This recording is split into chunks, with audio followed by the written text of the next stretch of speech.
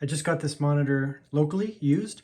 It's the ThinkVision P24q-10 by Lenovo.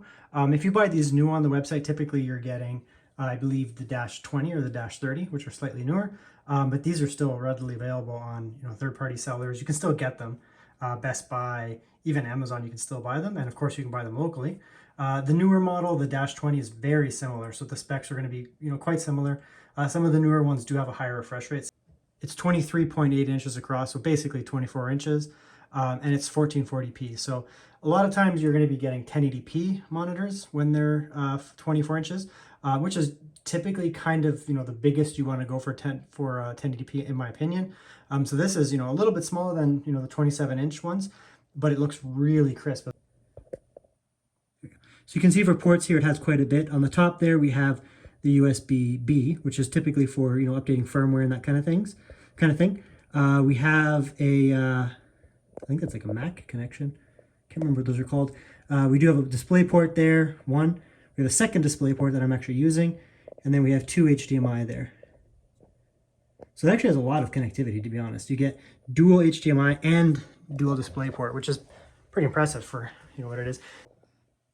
Another nice feature here is if you hook it up via USB-B to your computer, you get access to these extra USB ports here. So it looks like there's actually a charging one, which power delivery, and those three there, and then also headphone. These are not typically really overly cheap when they come out.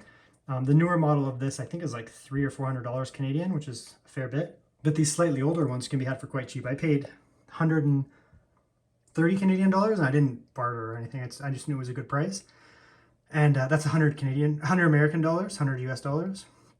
And I mean, for 1440p, 24-inch screen, they're kind of hard to find at that price, to be honest.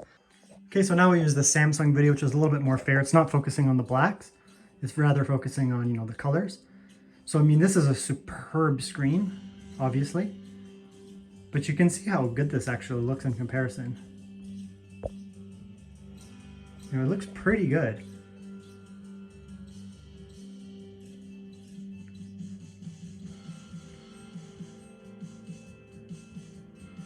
You can see there, and I haven't calibrated it whatsoever. This is just what the guy gave me. So I mean, you can see how good it looks there compared to a really high-end OLED. It looks pretty good. I mean, it's a nice IPS panel with good colors, and it has pretty good contrast ratio for what it is. So